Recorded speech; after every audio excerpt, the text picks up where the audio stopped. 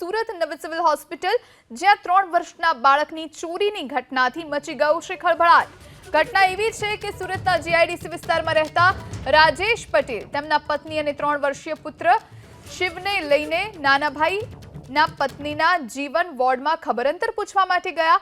આ સમયે રાજેશભાઈ પરિવાર સાથે હોસ્પિટલ બહાર ચા પાણી પીવા માટે ગયા. જ્યારે રાજેશભાઈ પત્ની ત્યાં પરિવારના મહિલાઓ સાથે વાત કરી રહ્યા હતા. આ દરમિયાન ત્યાં રમતો શિવા ગુમ થઈ ગયો, જેથી પરિવારજનોએ શોધખોળ શરૂ કરી, પરંતુ બાળકની ક્યાંય ભાળ ન મળી. પરિવાર તાત્કાલિક નવી સિવિલ હોસ્પિટલ સુપ્રિન્ટેન્ડન્ટ પ્રીતિ કાપડિયા પાસે પહોંચ્યો, જ્યાં હોસ્પિટલના લાગેલા સીસીટીવી કેમેરાની તપાસની રજૂઆત કરવામાં આવી. આ સમયે સિવિલ હોસ્પિટલના સુપ્રિન્ટેન્ડન્ટે પણ સહકાર આપવાના બદલે વાલીને અરજી કરો ત્યારબાદ જ સીસીટીવી જોવા મળશે તેવા નિયમના પાઠ ભણાવ્યા.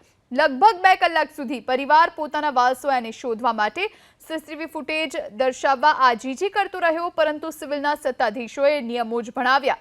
આખરે પરિવારે સીધો જ ગૃહ રાજ્યમંત્રીને ફોન કર્યો, જેના આદેશ બાદ તાત્કાલિક સીસીટીવી તપાસાયા તો સામે આવ્યું કે બાળક કોઈ મહિલાની આંગળી પકડી એચ વોર્ડની સીડી ઉતરતો નજરે પડી રહ્યો છે, જ્યાંથી ઈ ગેટથી બહાર જતો દેખાયો.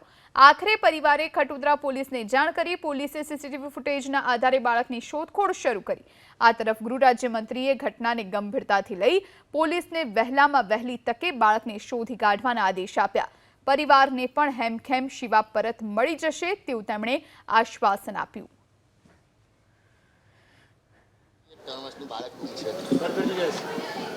તપાસ ચાલી રહી છે અને મેં પોતે જ એના માટે ડીસીપીને સૂચના આપી છે કે વધુ ટીમો લગાડીને બાળકને તાત્કાલિક શોધીને એના માતા પિતાને સુપ્રત કરવામાં આવે.